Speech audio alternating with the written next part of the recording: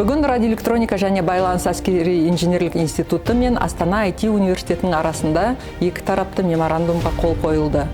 Бұл меморандумның басты мақсаты IT мамандарын, киберқауіпсіздік және байланысшы мамандарын заман талабына сай елімізге қажетті жоғары білікті мамандар етіп даярлау.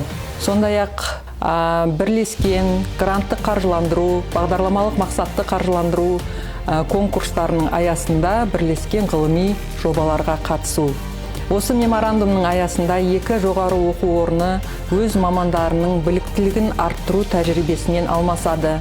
Сондай-ақ студенттер мен курсанттарды бірлескен конкурстарға, хакатон сынды конкурстарға қатысу мүмкіндігіне ие болады.